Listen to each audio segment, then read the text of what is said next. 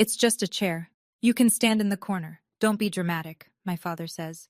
He says it in front of 53 guests, 6 weeks after my ankle reconstruction surgery, at a party I planned, I decorated, and I paid for, down to the last centerpiece. I'm standing there in a walking boot and a navy dress I picked out 3 days ago, leaning on a single crutch, watching a woman I've never met settle into my seat. She's been dating my brother for 2 weeks. What my parents don't know is that I discovered something about my bank account 3 days earlier, something that makes just a chair the least of their problems. By the end of this night, it won't be me standing in the corner anymore. Before I go on, please take a moment to like and subscribe, but only if you genuinely connect with this story. Drop your location and local time in the comments. I love knowing where you all are listening from. My name is Ondine. I'm 34 and I'm an event planner in Ridgemont, Pennsylvania.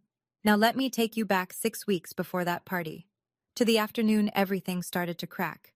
The floor at the Hargrove Estate venue is wet from overnight rain. I'm there to measure the tent footprint for a June wedding, my biggest contract of the year. I take one step down the stone stairs near the garden terrace, and my left foot slides out from under me like someone pulled a rug. I hear the snap before I feel it. Then I feel it. Compound fracture, left ankle. The orthopedic surgeon uses the phrase reconstructive repair 3 times during the consultation, and each time, the number attached gets larger.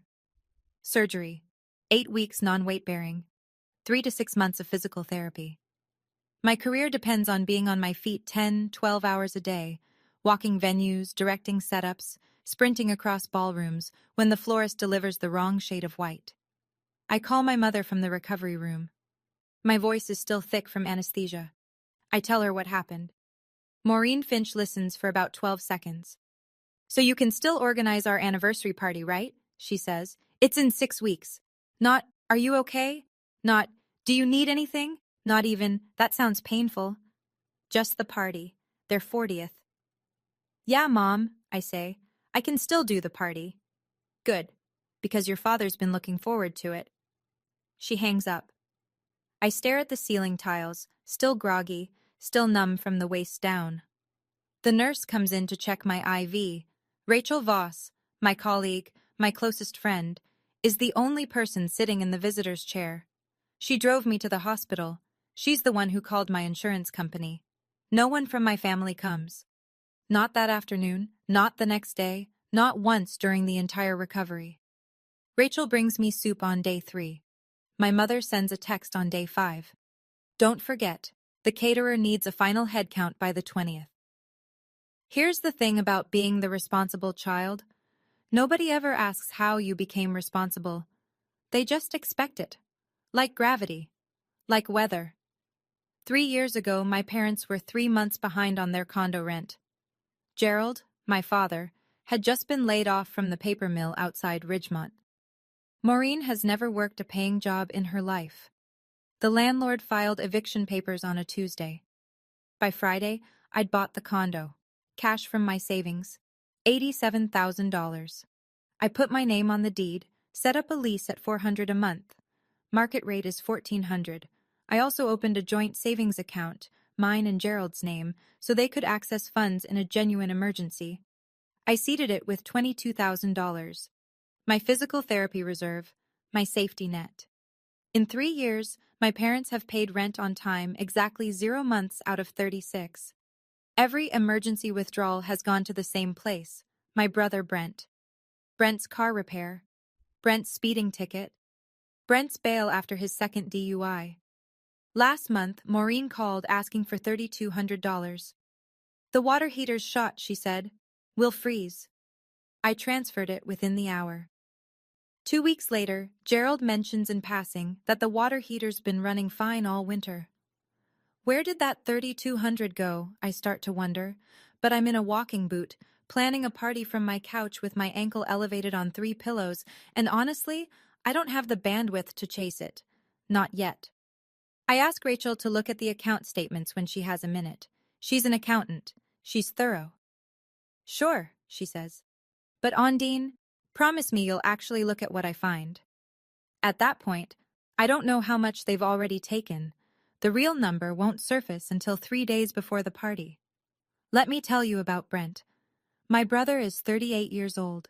He has never held a job longer than 6 months. He's been fired from a warehouse, a car wash, a landscaping crew, and a restaurant where he lasted 11 days before the manager caught him pocketing tips from a coworker. He's had 2 DUIs.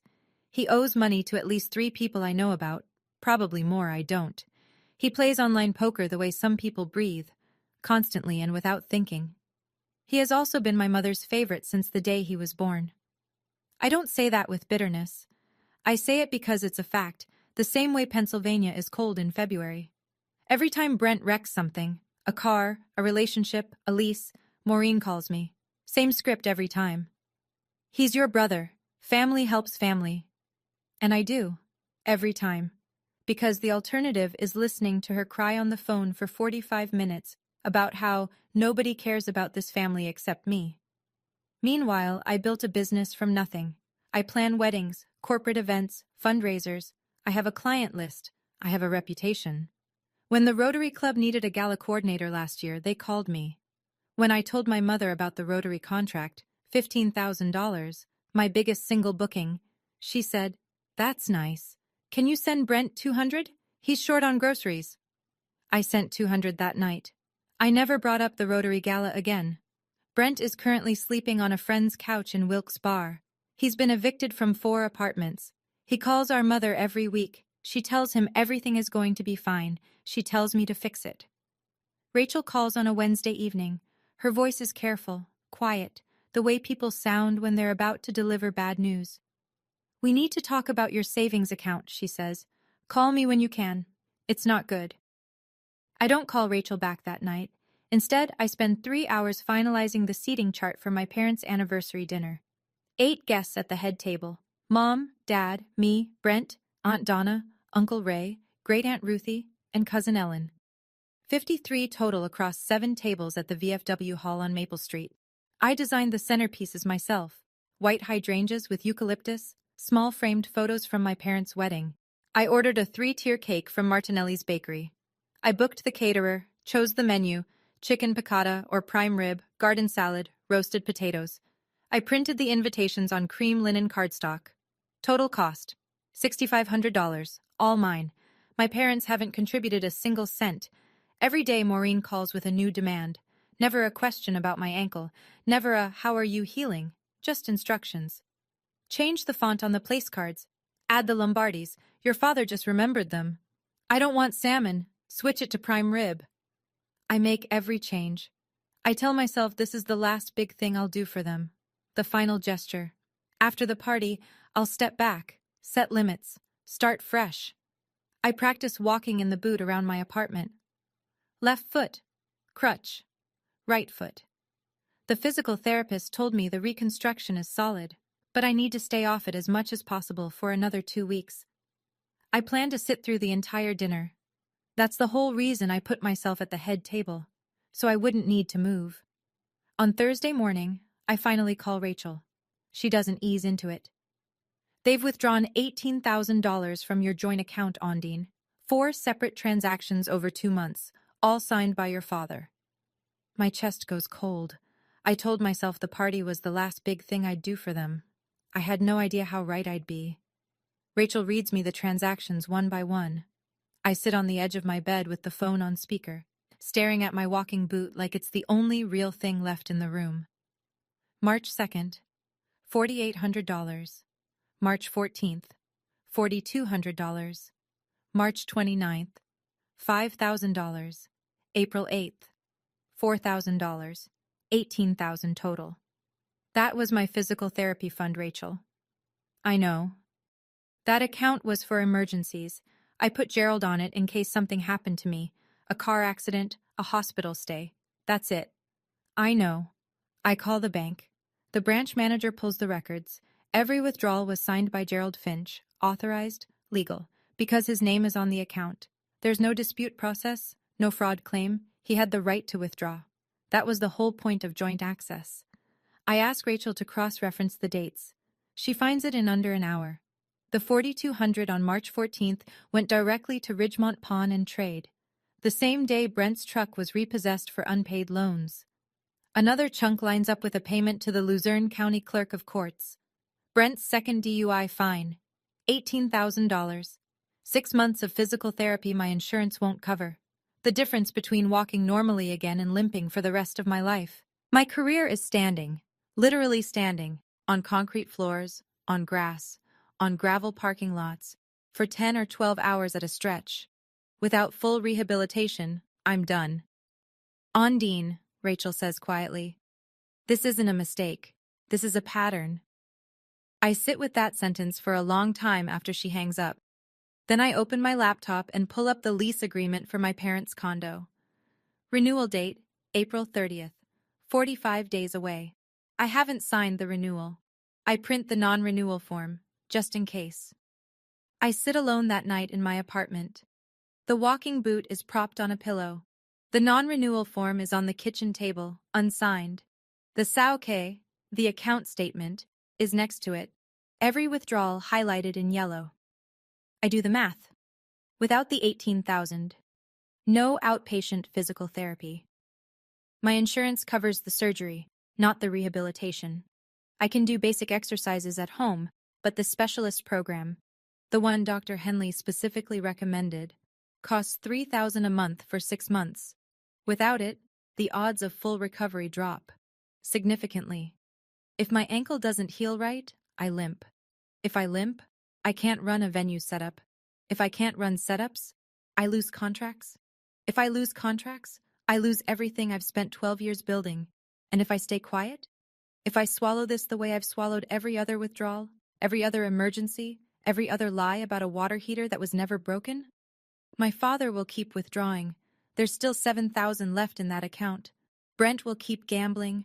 Maureen will keep calling.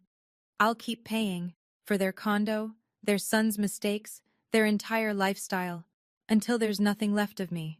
Or I look at the non-renewal form, 30 days notice, legal, clean, my right as the property owner. Not an eviction, a decision not to renew a lease that's been violated 11 months out of 36. I pick up a pen, then I put it down. I'm not ready yet. I need to hear what they say first. I need to give them one chance to tell the truth. I call my mother the next morning, Sunday, 3 days before the party. I wasn't ready to make that call yet, but I folded the non-renewal form into thirds and tucked it inside my clutch, just in case. Mom, I need to ask you something about the savings account. 3 seconds of silence. I count them. What about it? Maureen says. $18,000 is gone. 4 withdrawals. Dad signed for all of them. Another pause. Then her voice shifts. The same smooth, measured tone she uses when explaining to neighbors why Brent isn't working. Controlled. Practiced. Your father and I borrowed it. We were going to tell you. It's been 2 months, Mom. We've been busy with the party. Where did the money go? Bills? The water heater replacement? You know how expensive things are right now. The water heater Dad told me was working fine? Silence. And the $4,200 to Ridgemont Pawn and Trade? That's when the tone changes. No more smooth, no more measured. Are you spying on us now? Is that what we raised you to be? I don't raise my voice. I'm reading my own bank statement, Mom. That money was a family emergency. Brent needed help. Brent always needs help. He's your brother. Gerald's voice comes from the background. He must be on speaker. Your mother's right. We'll pay it back. Let's not ruin the party over this. Pay it back how, Dad? You're on a pension. Mom doesn't work. We'll figure it out. We always do. They always do. Which means I always do. I tell them I need to go. Maureen gets in one last sentence before I hang up. Her voice drops to something hard and flat, like a door closing. And don't you dare bring this up at the party. You'll embarrass the whole family. I stare at the phone for a long time. Then I open my clutch, take out the non-renewal form, and sign it. The VFW hall on Maple Street looks exactly the way I planned it. White tablecloths, hydrangea centerpieces, a banner stretched across the far wall, 40 years of love. The string lights I ordered cast a warm amber glow across the hardwood floor. I did all of this from my couch with a broken ankle and a laptop. I arrive at 6:15, 15 minutes before the guests. Walking boot, crutch under my right arm, navy cocktail dress, hair pinned up in a twist, small pearl earrings. My clutch is tucked under my left arm. Inside it, the signed non-renewal notice, folded into thirds. The bank statement, 4 withdrawals highlighted in yellow. I zipped the clutch closed this morning and haven't opened it since. Everything I might need is in here. The hall fills quickly. Uncle Ray and Aunt Donna come in first, then the Lombardis, then Great-Aunt Ruthie, 78 years old, using a cane and still sharper than anyone else in the room. Cousin Ellen, Donna's daughter, 30, wearing a green wrap dress, spots me near the entrance and rushes over. She hugs me. "You look great. Mom was worried about you." "Worried how?" Ellen hesitates, glances toward the head table where Maureen is smoothing a napkin. "Just worried." I let it go. For now. I check the head table. 8 place cards, exactly as I arranged them. My seat is at the far end, next to Aunt Donna, close enough to be part of the family, far enough that I won't need to get up. Maureen and Gerald are already at the center, greeting people with matching smiles. They haven't looked at me once. I sit down. My ankle throbs the second I lower my weight. But I'm sitting. That's what matters. Or so I think. Ellen comes back 10 minutes later. She slides into the chair next to mine, Uncle Ray's seat, but he's at the bar, and leans in close. "Okay, I need to tell you something," she says, "and I don't want you to get upset." That's never a good start. "Your mom told my mom you've been taking a lot of painkillers since the surgery, like a lot." I set my water glass down. "What exactly did she say?" "She said you were dependent, that you haven't been yourself, that you might, her words, cause a scene tonight." I look across the room at Maureen. She's laughing with Gerald's cousin, one hand on his arm, the picture of warmth, the perfect hostess. At a party she didn't plan, didn't pay for, and didn't lift a finger to organize. Now I understand the looks. When I walked in, 2 of my father's aunts glanced at me sideways, then quickly away. I thought it was the boot. It wasn't the boot. Maureen built a story before I even arrived. If I say anything tonight about the money, about the account, about any of it, the narrative is already set. Ondine's on pills. Ondine's unstable. Poor Maureen, dealing with such a difficult daughter. She didn't just take my money. She took my credibility. Before I even walked through the door. I look at Ellen. I stopped taking painkillers 2 weeks after surgery. I'm on over-the-counter ibuprofen. That's it. "I believe you," Ellen says. "I just thought you should know." "Thank you." She squeezes my hand and goes back to her seat. Aunt Donna settles in beside me, her reading glasses perched on her nose. She pats my arm without a word. I touch the clutch in my lap. The zipper is still closed, but something inside me has opened. Brent arrives 40 minutes late.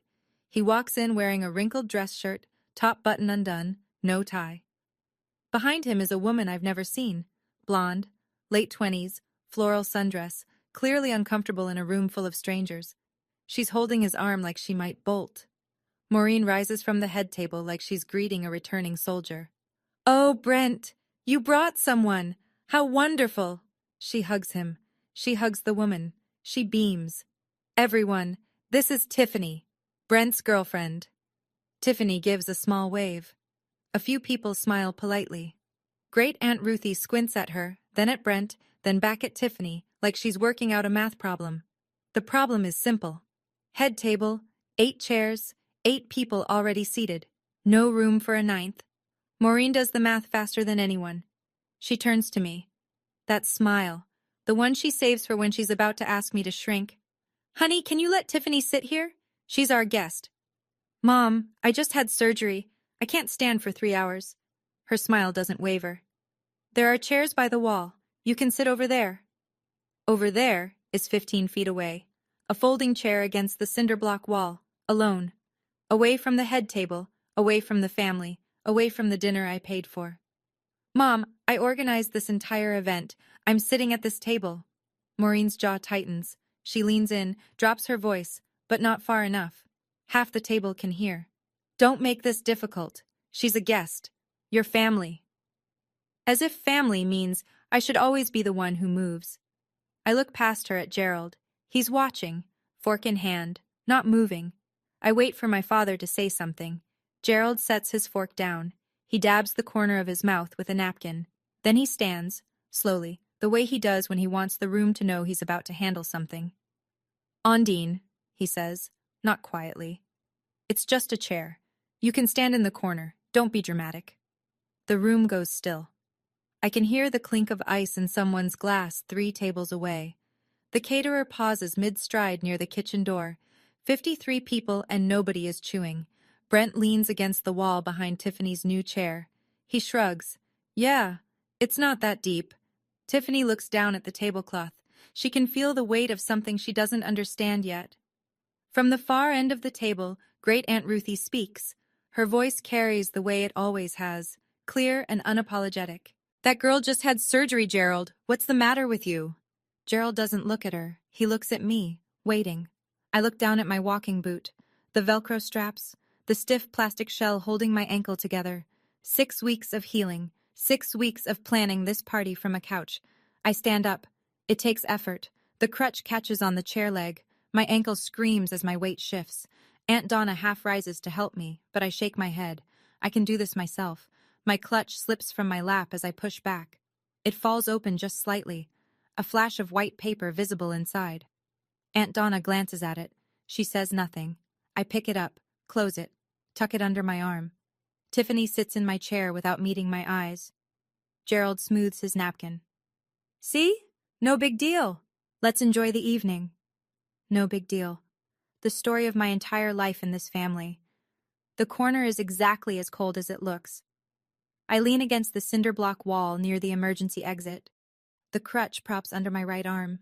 My left ankle pulses with a dull, deep ache, the kind the surgeon warned me about. Don't stand on it for extended periods. The hardware is still settling. From here, I have a perfect view of the head table. My hydrangea centerpiece. My place card, Ondine in calligraphy I chose, now pushed aside to make room for Tiffany's plate. Maureen is pouring wine. Gerald is slicing into prime rib. Brent is telling a story with his hands, grinning at something I can't hear. Nobody brings me a chair. Nobody offers their seat. Nobody walks over. The caterer, a woman named Janet, whose company I've hired for 4 events this year, passes with a tray. She stops, looks at me, frowns. Ms. Finch? Why are you standing? Let me get you a... I'm fine, Janet. Thank you. She hesitates, then moves on, glancing back once.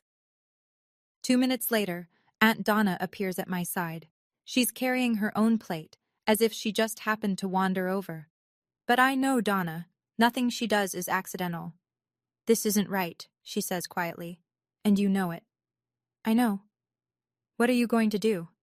I look at the clutch under my arm, the paper inside it, the signature I put on that form the morning after my mother told me not to embarrass her. I haven't decided yet. Donna looks at me for a long moment. Then she says something I'll carry with me for a long time. I've watched your mother do this for 30 years. You don't owe her a corner. She walks back to her seat. I stay standing, but not for much longer. Someone clinks a glass. The room settles. Maureen stands at the head of the table, one hand pressed to her chest like she's about to deliver a eulogy. Her eyes are already glistening, a skill she's perfected over decades. I just want to say a few words, she begins. 40 years with this man, 40 years of building a family, a home, a life. She looks at Gerald. He nods, the good husband. We've been blessed with 2 wonderful children. Brent, she pauses, reaches for his hand. Who's finding his way, and who brought this lovely young woman into our lives tonight? Tiffany, welcome to the family. Tiffany smiles nervously. Brent squeezes her shoulder. I wait. And of course our friends and family who came out tonight. We're so grateful. That's it. She's done. From somewhere near the bar, Great Aunt Ruthie's voice cuts through the applause. Maureen, aren't you going to thank Ondine? She put this whole thing together. A few heads turn toward the corner where I'm standing. Maureen blinks. Her smile recalibrates. Oh, of course. Ondine helped, too. Helped. Like I carried in a casserole dish. Like I showed up an hour early to set out napkins, not like I spent 6 weeks organizing every detail from a hospital bed, not like I wrote a $6,500 check for this room, this food, these flowers. Helped. I tighten my grip on the clutch. At that moment, I make my decision, not out of anger, out of clarity. I stood there listening to my mother thank everyone in the room except the person who made that room possible. And I thought, have you ever been the invisible one? The one who pays, who plans, who shows up but never gets mentioned. If you've ever stood in that corner, literally or figuratively, tell me in the comments, what was your last straw? I'd really love to know. Brent finds me by the wall 10 minutes later. He's holding a beer, his third, from the look of it, and wearing the expression of someone who believes he's being generous. Don't take it personally, sis. He says it loud enough for the two couples at the nearest table to hear. Mom just wants everything perfect tonight. I organized everything tonight, Brent. He grins. That grin, the one that says nothing I do is serious enough to count. Yeah, well, that's kind of your thing, right? Planning parties? My thing. Like it's a hobby. Like I don't have a business license, a client roster, and a tax ID number. I don't respond. He takes a swig, satisfied, and drifts back toward the head table. But he doesn't make it there. Tiffany meets him halfway. She's got her purse strap in both hands, twisting it. Brent, she says, can I talk to you for a second? He waves her off. Not now, babe. She ignores that. She walks up to me instead. Her voice is low, uncertain. Hey. I didn't know there weren't enough chairs. Brent told me you offered to switch. He said you were fine with it. I look at Brent. He's frozen mid-step, beer halfway to his mouth. I didn't offer anything, I tell Tiffany. But it's not your fault. She stares at me. Then she turns to Brent. Her face shifts, something clicking into place. You told me she was cool about it, she says. Brent shrugs. Can we not do this right now? But the two couples at the nearest table heard every word. One woman looks at her husband. He raises an eyebrow. The cracks are starting to show, not just in my family, in the story Maureen built around it. Dinner service begins. Plates of chicken piccata and prime rib move from the kitchen to the tables in steady waves. The smell of rosemary fills the hall. I'm still standing. No chair, no table assignment, no plate. The caterer didn't set a place for me at the wall because, why would she? I'm supposed to be at the head table. Aunt Donna notices. She stands, takes her own plate, and carries it to me with a fork and knife wrapped in a napkin. Here, eat something. Maureen sees this from across the room. She's on her feet in seconds, weaving between tables with the efficiency of someone used to controlling every room she's in. Donna, don't encourage her. She says it loud enough for half the hall to catch. She's making a scene standing there looking miserable. She could sit at the kids' table if she really wanted. The kids' table. I'm 34 years old. I own the building my parents sleep in. I run a business. And my mother just told a room full of relatives I belong with the 8-year-olds. Aunt Donna doesn't flinch. Maureen, she has a broken ankle. It's not broken. She exaggerates everything. It was surgically reconstructed 6 weeks ago. She's walking, isn't she? It can't be that bad. From the head table, Gerald's voice. Can we please just eat? That sentence. That tired, dismissive, conversation-ending sentence. The verbal equivalent of a man pulling a blanket over his head. I set Donna's plate down on the nearest table. I look at the head table. At the banner. At my centerpieces. At the $6,500 worth of evening that is not and has never been about me. I open my clutch, and for the first time tonight, I reach inside. My fingers touch the edge of the paper, folded in thirds, crisp. The bank statement is beneath it, clipped to a second copy. I don't pull them out yet. I stand there, clutch open, and I look around the room one last time. The centerpieces I picked out at 6 a.m, one-handed, scrolling through a wholesale site with my ankle throbbing. The tablecloths I chose. White, not ivory, because Maureen changed her mind 3 times. The string lights I called 4 vendors to find because the first 3 were out of stock.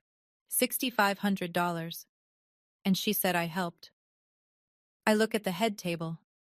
My mother's wine glass, half empty. My father's clean plate. Brent's third beer. Tiffany sitting in my seat, her napkin barely touched, looking like she wants to disappear. I think about the joint account. The empty line where $18,000 used to be. I think about Dr. Henley's face when he explained the rehab program. Serious. Precise. This is the difference between full recovery and permanent limitation, Ondine. I think about my ankle. About my career. About every morning I'll wake up and feel the damage my parents funded with my own money so their son could gamble and drive drunk. If I sit back down, wherever they put me, in whatever corner they assign, I will sign that renewal in 45 days. And nothing will change. Not ever. I pull the papers from the clutch. Folded. Not yet open. I step toward the head table. The crutch taps the hardwood floor. Once, twice, 3 times. Aunt Donna watches me go. She doesn't stop me. I didn't plan a speech. I didn't rehearse. I just know that if I sit back down in their corner, I'll never stand up for myself again. The crutch makes a sound like a metronome on the old hardwood. Tap, tap, tap. A few guests near the center aisle stop eating. Forks hover. Heads turn. I pass the Lombardi's table. Mrs. Lombardi nudges her husband. He sets down his wineglass. I pass Great Aunt Ruthie. She watches me with eyes that have seen 60 years of Finch family nonsense and looks like she's been waiting for this exact walk. I stop behind Gerald's chair, close enough to see the embroidered monogram on his shirt pocket, the shirt I bought him last Christmas. Maureen looks up. Her face cycles through 3 emotions in under a second. Surprise, annoyance, fear. Ondine. Her voice is a whisper that wants to be a command. Sit down. Not here. I've been standing for an hour, Mom. On a reconstructed ankle. I think I've earned the right to say something. Gerald turns in his chair. Ondine, this is not the time. When is the time, Dad? He blinks. Because I called 3 days ago and you told me to drop it. I said we'd talk after the party. No. You said, and I'll quote you, don't ruin your mother's night. The same night you're wearing a suit I bought you, eating food I paid for, at a party I organized. The hall is silent now. Not the comfortable silence of a pause between toasts. The heavy, electric silence of 53 people who all just realize something is about to happen. I place the folded papers on the table, between Gerald's water glass and Maureen's wine. The white rectangle sits there like a held breath. I'm not here to ruin your party, I say. I'm here to stop ruining myself. Nobody moves. Nobody speaks. I unfold the first page. Mom. Dad. I keep my voice level, conversational, like I'm confirming a catering order. The condo you live in, who owns it? Gerald's mouth opens, closes. What does that have to do with who owns it? Silence. Maureen's fingers tighten around her wineglass stem. From 2 seats down, Great Aunt Ruthie speaks first. I thought you two owned it. They don't. I look at Ruthie when I say it, then back to the table. I bought it 3 years ago, when they were 3 months behind on rent and facing eviction. I own the property. They pay me $400 a month. Market rate is $1,400. The whispers start immediately. Low, scattered, like wind through dry leaves. Uncle Ray leans forward in his chair. Cousin Ellen's eyes go wide. A woman I barely recognize at table 6 turns to her husband and mouths something. Maureen's hand lifts from the table. Ondine, you're making this sound worse than... I'm stating facts, Mom. I tap the paper on the table. This is a 30-day non-renewal notice. Your lease expires April 30th. I'm choosing not to renew it. Gerald picks up the paper. His face drains. Not red, not angry, white. The color of a man who just realized the floor beneath him belongs to someone else and always has. You can't do this, Maureen says. Her voice cracks on the last word. That's our home. It's my property. You've been late on rent 11 out of 36 months. That's a lease violation. Gerald sets the paper down. His hand is shaking. I haven't raised my voice once. I don't plan to. The facts are loud enough on their own. But I'm not done. There's something else, I say. And I reach for the second document. The bank statement is a single page, 4 lines highlighted in yellow. I place it flat on the table so Gerald and Maureen can both see it, and I don't whisper. 6 weeks ago, I had ankle reconstruction surgery. The $18,000 I saved for physical therapy was in a joint account for emergencies. Dad withdrew every penny, 4 transactions, 2 months. The room holds its breath. Gerald stares at the yellow highlights. He doesn't touch the paper. We were going to pay it back. Where did it go, Dad? Nothing. I turn to Brent. He's leaned back in his chair, arms crossed, jaw tight. For the first time tonight, he's not grinning. It went to Brent's gambling debts, I say, and his DUI fines, and a pawn shop on Route 9. Brent's chair scrapes the floor as he stands. You don't know what you're talking about. 4,200 to Ridgemont Pawn and Trade. March 14th, the day your truck got repossessed. He sits back down, slow, like the air went out of him. The whispers in the hall are louder now. Not whispers anymore. Low voices, sharp intakes of breath, a chair creaking as someone leans forward. At table 4, a woman covers her mouth with her hand. Uncle Ray is staring at Gerald with an expression I've never seen on his face before. Tiffany looks at Brent, then at me, then back at Brent. Something in her face changes. Not anger, recognition, the slow understanding of someone who's starting to see the shape of a lie she's standing inside. From the end of the head table, Aunt Donna rises to her feet. Her voice carries across the silent room. Maureen, is this true? You took her surgery money? Maureen stands up. The tears come instantly, the way they always do, on cue, perfectly timed. She presses a napkin to her face and draws a shuddering breath. This is exactly what I was afraid of, she says. Her voice trembles. Ondine has been under a lot of stress. The painkillers after her surgery, she hasn't been herself. I let the sentence land, let the room absorb it. Then I respond. I'm not on painkillers, Mom. I stopped taking them 2 weeks after surgery, ibuprofen only. Dr. Henley can confirm. Maureen shakes her head, tears streaming. You're confused, sweetheart. You don't even realize... Wait, Cousin Ellen is standing now. Her green wrap dress catches the light as she steps out from behind her chair. Aunt Maureen, you told my mom that Ondine was addicted to pills. Those were your words. You said she was out of control. A ripple moves through the hall. A low, what? From somewhere near table 3. Great Aunt Ruthie sets down her cane with a deliberate click. Maureen pivots. I never said addicted. I said dependent. There's a difference. No, Maureen. Aunt Donna's voice is flat, steady, the voice of an older sister who has had enough. You told me she was out of control. You said it on the phone last Tuesday. I wrote it down because I didn't believe you. Now I know why. The napkin drops from Maureen's hand. Her face, still wet, flushes red, not from crying, but from the recognition that her safety net, the story she wove to protect herself, just unraveled in front of everyone she was trying to impress. You're all taking her side? Her voice pitches upward. After everything I've done for this family? Nobody answers. The silence says everything. Gerald stands. He raises both hands, palms out, the universal gesture of a man who thinks he can still control the room by appearing calm. Everyone, please. This is a family matter. Let's handle it privately. You had a chance to handle it privately, Dad. I keep my voice even. 3 days ago, you told me to drop it. I said we'd discuss it after... No. You said, don't ruin your mother's night. The same night you're wearing a suit I bought you, eating a meal I paid for, in a building I decorated. I'm done being private about the people who robbed me. Great Aunt Ruthie wraps her cane on the floor. Once, the sound cuts through everything. Gerald, did you take that girl's money or not? He looks down at the table, at the bank statement, at the yellow highlights. He doesn't answer. Ruthie nods slowly. That's all I need to hear. Brent shoves his chair back.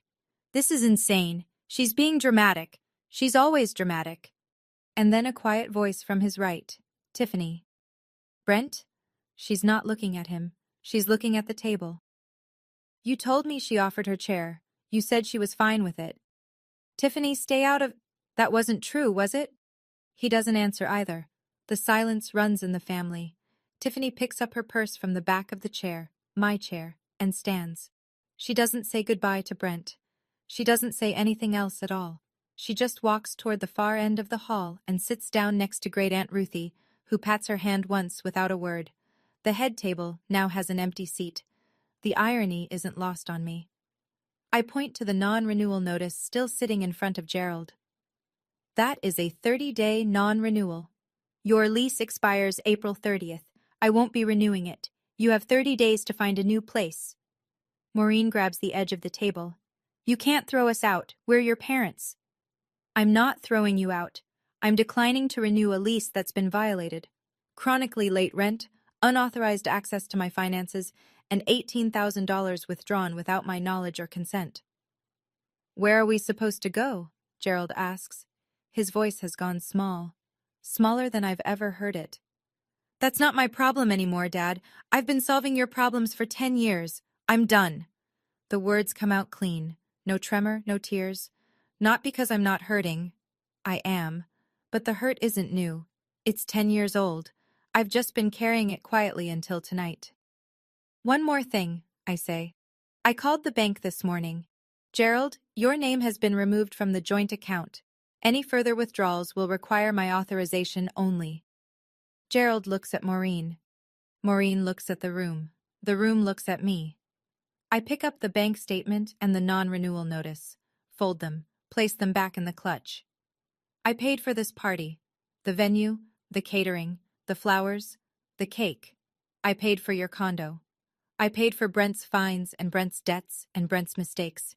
The only thing I'm not paying for anymore is my own silence. I snap the clutch shut. The sound is small, a tiny metallic click. But in a room this quiet, it sounds like a door closing. And maybe it is. Aunt Donna is the first to stand. She's been sitting with the patience of someone who has waited a very long time for this moment. I'm ashamed I didn't say something sooner. She looks directly at Maureen. You've been using this girl since she was 24 years old, and I watched. That's on me. Great Aunt Ruthie raises her cane an inch off the floor and lets it fall, her version of a gavel.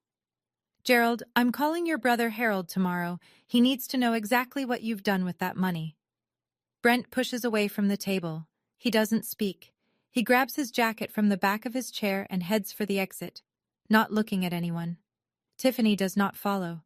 She stays in her seat next to Ruthie, hands in her lap, very still. Maureen is crying now. Not the strategic tears from earlier. These are real, ragged, the sound of someone whose script has been torn in half. You're destroying this family, Ondine. I look at her. My mother, the woman who raised me, the woman who told 53 people I was a pill addict so they wouldn't believe me when I told the truth. No, Mom, I'm leaving it. There's a difference. At tables across the hall, people are standing, murmuring, reaching for coats. Uncle Ray shakes his head slowly. Two of Gerald's co-workers from the mill quietly collect their wives and move toward the door. But a few come toward me, Gerald's cousin Frank, a neighbor from Elm Street. They put a hand on my shoulder. A quick squeeze. They don't need to say the words. Gerald doesn't stand. He sits in his chair at the head of a table that no longer feels like the head of anything, staring at the folded paper in front of him. You can cry, Mom, I say, but you can't rewrite what happened, not tonight. I collect my crutch, tuck the clutch under my arm, and I walk toward the door. The walk takes longer than it should. The boot, the crutch, the hardwood floor that I spent 2 phone calls negotiating to rent, because Maureen wanted a hall with real floors, not that rubber nonsense. Every step echoes. Nobody stops me. Aunt Donna catches up near the exit. She's carrying her coat and her purse, like she'd already planned to leave the moment I did. You need a ride? Rachel's outside. Donna nods. Call me tomorrow. I mean it. I will. She hugs me, carefully, avoiding the crutch, one hand on the back of my head. The kind of hug my mother used to give me when I was very small, before she figured out which child was useful and which one was lovable. I push through the double doors into the parking lot. The air hits my face.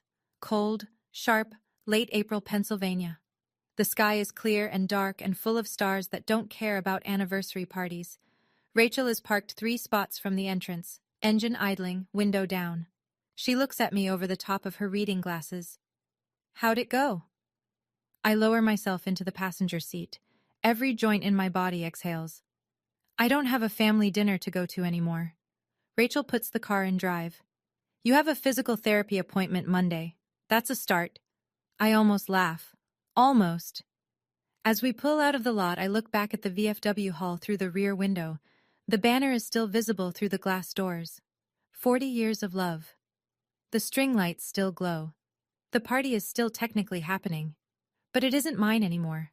And for the first time, that feels right. I drove away lighter than I'd felt in 10 years. The calls start the next morning. Maureen's first. I let it ring to voicemail. She leaves a 2-minute message, half crying, half accusing. You humiliated us. You humiliated your father. I hope you're proud of yourself. Then she calls Aunt Donna, then Uncle Ray, then every cousin, in-law, and second cousin she can reach. The script is familiar. Ondine overreacted. Ondine is unstable. Ondine needs help. It doesn't work. Too many people were in that room. Too many of them saw me standing on a broken ankle while a stranger sat in my chair. Too many of them heard Gerald say, "It's just a chair," and watched Maureen call me a pill addict when the bank statement was on the table. You can't rewrite a story 53 people watched happen. Aunt Donna calls me at noon. Your mother called me crying. I told her the same thing I'm telling you. She brought this on herself. Cousin Ellen texts. I'm sorry I didn't say more. I should have. Love you. Great Aunt Ruthie, who uses Facebook the way she uses a cane, with precision and force, posts in the family group that evening. What I saw last night broke my heart. Not because of what Ondine did, because of what was done to her. That girl deserved better from her parents. Shame on whoever disagrees. 14 reactions within an hour.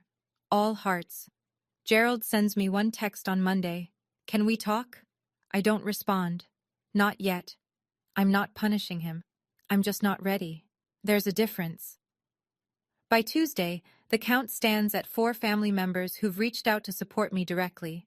2 who've told Maureen they need space. 1 who uninvited her from a May baptism. The corner is empty now, and I'm not the one standing in it. The practical math is brutal and simple.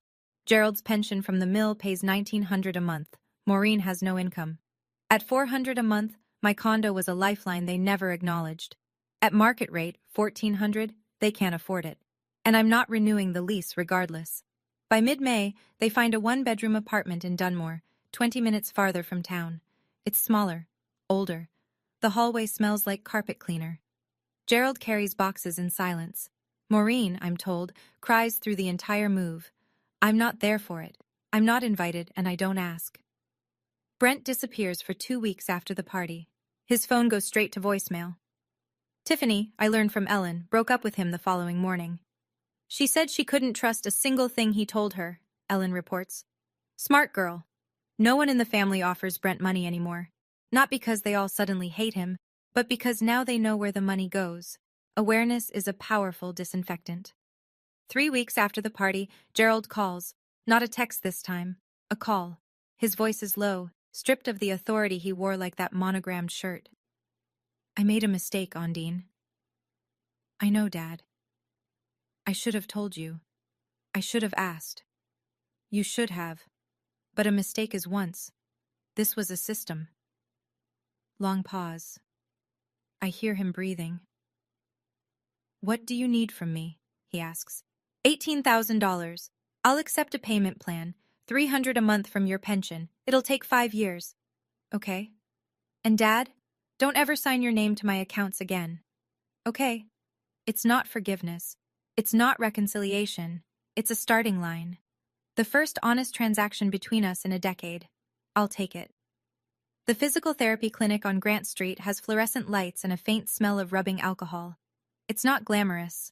But when Dr. Henley reviews my intake and says, "We can start the full program next week," I nearly cry in the waiting room. I pay for the first month with what's left in my personal savings, plus the first installment from Gerald. $300, deposited on time. I check twice. My ankle responds to therapy the way soil responds to rain, slowly, then all at once. By week 3, I'm bearing partial weight without the boot. By week 6, the crutch becomes a cane. By week 8, the cane stays in the car. My business doesn't skip a beat. I land a corporate retreat contract the week after the party, then a graduation dinner, then a small wedding in Scranton. Clients don't know about my family. They know me as the woman who shows up early, stays late, and makes sure every napkin is folded the right way. Aunt Donna becomes the family I chose. She drives me to therapy on Tuesdays when my schedule is tight. Cousin Ellen stops by on weekends with coffee and terrible reality television. One afternoon, I find a letter in my mailbox, handwritten. Maureen's looping cursive on cream stationery. You broke our family, Ondine. I hope someday you understand what you did. I read it once. Fold it. Place it in the kitchen drawer with the old lease and the bank statement. I don't write back. My mom wrote that I broke the family. And honestly, part of me wondered, did I? Or did I just stop holding together something that was already broken? I think a lot of us carry that weight, the fear that setting a boundary means being the villain. Have you ever been told you were too much for simply protecting yourself? I'd really love to hear your story. Share it in the comments. I want to be honest about something. For 10 years, I told myself that giving was the same as loving.